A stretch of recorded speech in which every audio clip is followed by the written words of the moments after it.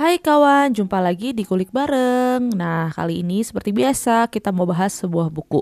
Bukunya ini sangat humanis nih. Jadi, dia mau mengulik soal bagaimana sih kita sebagai manusia melihat pencapaian kita. Apakah yang sifatnya lebih memiliki sesuatu atau gimana gitu. Nah, buat teman-teman yang penasaran, jangan lupa untuk subscribe dulu di channel ini supaya kita semangat untuk bikin video di setiap minggunya. Oke deh, tanpa berlama-lama, yuk kita mulai. Oke, jadi buku yang mau kita bahas kali ini judulnya The Art of Being karya Erich Fromm. Nah, buku ini itu mau mengajak kita untuk melihat hidup dari sudut pandang yang berbeda. Seperti apa sudut pandangnya? Nah, jadi kita kan hidup di dunia ini tuh suka gitu bertanya. Kita tuh udah punya apa sih di umur yang sekarang ini setelah kita capek-capek bekerja, sekolah dan lain-lain gitu. Kita udah punya apa ya? Terus kita mau punya apa lagi gitu nanti di masa depan. Terus apa yang kira-kira bisa kita tambah supaya kita bisa lebih sukses gitu kan. Nah, jarang sekali tapi kita tuh bertanya, kita tuh sedang menjadi siapa sebenarnya. Instead, melainkan kita malah gitu tanyanya ya, kita udah punya apa gitu kan. Nah, dalam buku The Art of Being karya Erich Fromm ini mengatakan bahwa sebagian besar manusia itu hidup dalam mode memiliki, bukan menjadi. Dan mungkin itulah kenapa banyak orang terlihat berhasil, tapi rasanya tuh tetap kosong. Nah, Fromm membagi cara hidup manusia menjadi dua. Yang pertama, mode having atau memiliki. Jadi, hidup tuh diukur dari apa yang dimiliki. Entah itu uang, status, pencapaian, bahkan hubungan, ya kan? Kita merasa aman karena kita memiliki, kita punya gitu. Kita own it gitu kan. Nah, sedangkan yang kedua itu adalah mode being atau mode menjadi. Nah, mode ini dia itu mengukur hidup dari pengalaman, berupa kesadaran, kehadiran, pertumbuhan, dan juga kejujuran.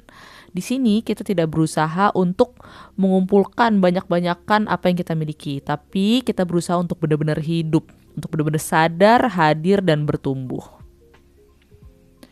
Nah, masalahnya di dunia modern zaman sekarang nih mendorong kita untuk lebih ke mode having ini gitu kan. Jadi kita diajarin untuk selalu produktif, untuk selalu terlihat sukses dan untuk selalu meningkat dari waktu ke waktu. Tanpa sadar, kita mulai mengukur diri kita dengan angka. Berapa banyak yang kita punya, berapa banyak misalnya penghasilan kita, status apa yang kita miliki gitu kan. Dan kita juga jadinya membandingkan hidup kita dengan orang-orang lain. Dan kita lupa bagaimana rasanya benar-benar hadir dan hidup gitu. Nah, bisa jadi kita punya tuh banyak hal, punya ya tadi ya uang, status, karir, barang-barang mewah gitu. Tapi kita kehilangan rasa hidup itu sendiri. Nah, bahkan dalam hubungan, mode having itu bisa muncul. Kita ingin memiliki seseorang, mengontrol seseorang itu, dan memastikan kita tidak kehilangan seseorang itu, ya kan? Jadi cinta tuh berubah menjadi kepemilikan. Jadi kita melihat hubungan itu bukan ya dari sudut pandang kita memiliki si orang ini, kita mengontrol si pasangan kita gitu, ya kan? Bukan kita berusaha menjadi pasangan yang baik atau kita berusaha menjadi orang yang bisa menjalankan hubungan dengan lebih sehat, ya kan? Padahal kalau dalam mode being gitu, cinta adalah memberi, bukan menguasai, hadir bukan menuntut, menerima dan bukan mengontrol. Nah, dari buku ini, Fromm mengingatkan kita bahwa cinta sejati tidak pernah tentang memiliki. Nah, mode untuk menjadi being ya kan atau menjadi itu sebenarnya nggak rumit, tapi jarang banget. Soalnya ia hadir saat kita benar-benar mendengarkan dan kita bisa menikmati sesuatu tanpa tergesa-gesa dan kita bisa merasakan sesuatu tanpa menilai. Saat kita makan misalnya, kita benar-benar makan. Saat kita bicara, kita benar-benar hadir dan bahkan saat kita diam, kita tidak lari. Kesederhanaan inilah justru yang membuat hidup terasa penuh. Sedangkan dalam mode having, hidup tuh penuh dengan ketakutan, takut kehilangan, takut tidak cukup, takut tertinggal. Karena identitas kita bergantung pada apa yang kita punya.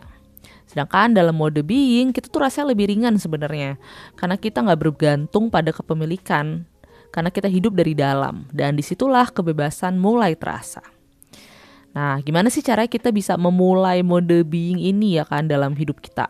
Sebenarnya nggak perlu perubahan besar, kita bisa memulai dari hal-hal yang kecil, seperti hadir gitu, bener-bener fokus saat berbicara dengan orang, nggak sibuk main handphone atau ke distract dengan hal-hal lainnya, ya kan?